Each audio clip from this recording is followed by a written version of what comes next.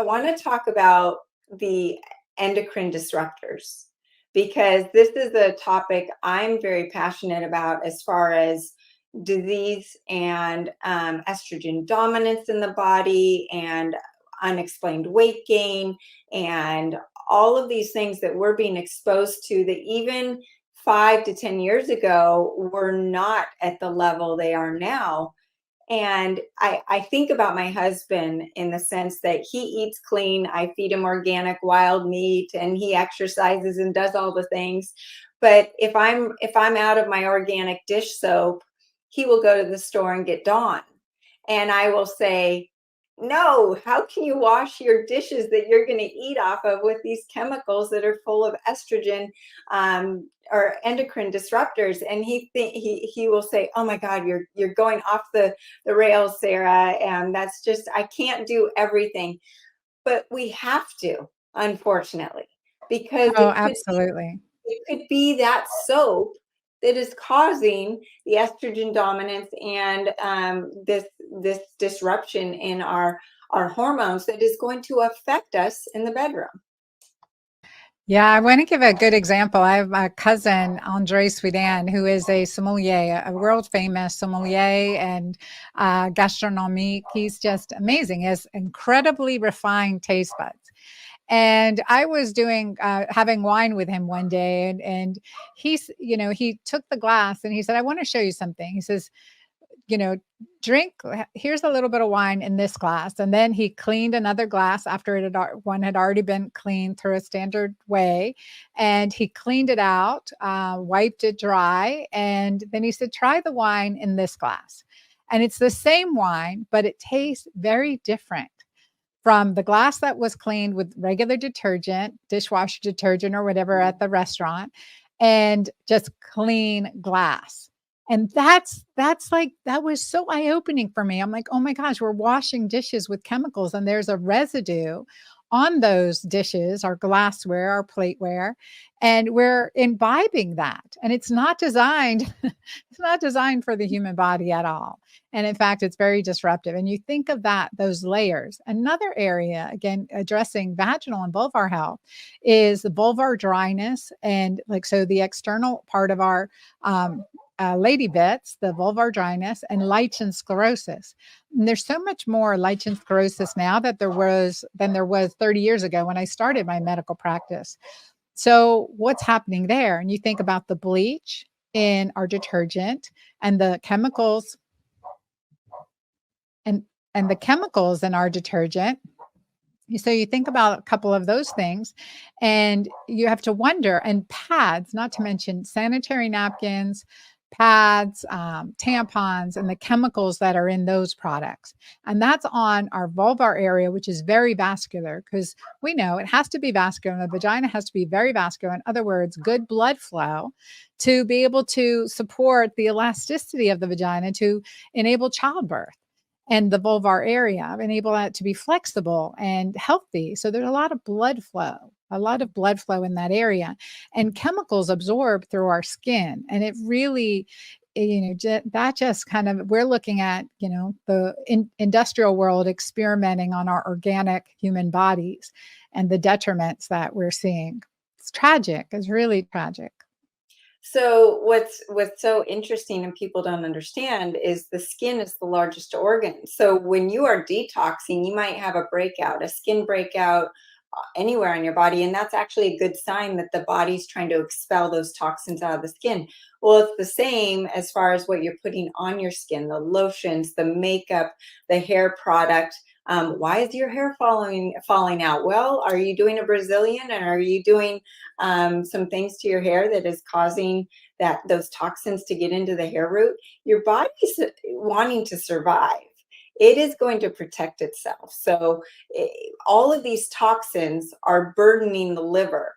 And that liver is not meant to do what it's having to do today with the radiation and the GMOs and the processed foods and all of these things that we're talking about in our cleaning supplies and our laundry detergent, our makeup and our shampoos. All of this is just stacking one on top of the other, and fatty liver disease has skyrocketed. the backed up liver, and then you add into it the spike protein from the last 3 years in the pandemic, which has affected all of us. That has disrupted the ACE2 receptor in the liver. So the liver is having a more difficult time doing what it's meant to do, which can only affect the hormones in a negative way. So we're having to work even harder to feel good. Now, the good news is it's possible, and you can feel amazing on the second half of your life. So it's not all depressing, and that's why I love my job. Is that I and same with you, Anna, is that we have solutions. But can you talk a little bit about the liver health and how it affects the hormones? Yeah. So all our hormones are detoxed through the liver and through certain pathways. P450 pathway is most common, and it's disrupted by many over the counter medications, other toxic chemicals. But the liver is our detoxification organ, it is our filter. And in today, even in normal weight individuals, we're seeing fatty infiltration in the liver too. And it's a buildup of toxins. Toxins are stored in the fat. So they're going to store wherever they have the opportunity to. So the liver is really one of the first things when I'm working with someone to improve her hormones. I'm going to help her heal her gut, her digestive system. She has to poop every day at least once, if not more. That's critical. We have to support liver detoxification with the certain phases to help your body eliminate toxins and release them safely. So it's kind of cleansing the liver so that it's able to use the hormones you're making better and safely, as well as support production of your hormones in a safe and effective way too. So the liver for me, it's like detoxing the liver. It's, first thing I do with my patients while I'm waiting for their labs, I put them on my keto green hormone detox. And so that's part of that cleanse, that first step. And oftentimes, Sara, and you know this too, in working with clients, they come back without getting a prescription of anything. They'll be like, I feel 100% better. I'm already like, no more hot flashes, no more mood swings.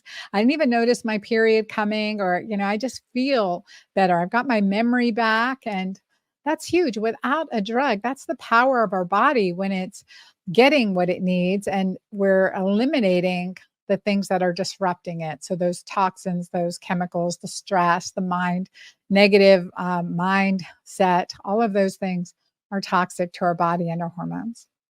I always say that God uses me to help me understand what I need to share with the world. And I mentioned to you last time we talked that a month ago, I was suffering from this ongoing nausea that wouldn't go away, and I couldn't figure it out. And when you're nauseous, I do a liver flush, try to do it every 6 weeks now, because I feel like the toxins we're being bombarded with are just so overwhelming. And I can feel my body retain water, and just the fat malabsorption or fat metabolism is suboptimal. And so that's when I know I need to do a liver flush. But when I was nauseous, the last thing I wanted to do was a liver flush. However, I thought, you know what? If I'm nauseous, it's definitely connected to my gallbladder, my liver. And I did the liver flush, Anna, and literally the next day, the nausea was gone. My appetite just came way back, but my metabolism shot up, my energy shot up. I'm able to live and do the things I love to do with the energy I love. And knock on wood, I still don't have that nausea. I don't wish nausea on anyone after experiencing it for over a month. I didn't have it when I was pregnant, so I now have a lot of sympathy for those pregnant women who go through it, because you don't know when it's going to be over. It's not like when you have the flu and you know it's going to be gone in 3 or 4 days. But um, that was my liver screaming at me, saying, I'm clogged. I'm clogged. And I actually got a scan right after the liver flush, and it showed that there was congestion in the gallbladder, and it was 90% cleared with the one liver flush. And I needed to do a follow-up mini one to do the final clearing. And I did. And now I feel like I'm now able to rebuild my body and feel back to normal. And it just shows you the importance of the liver.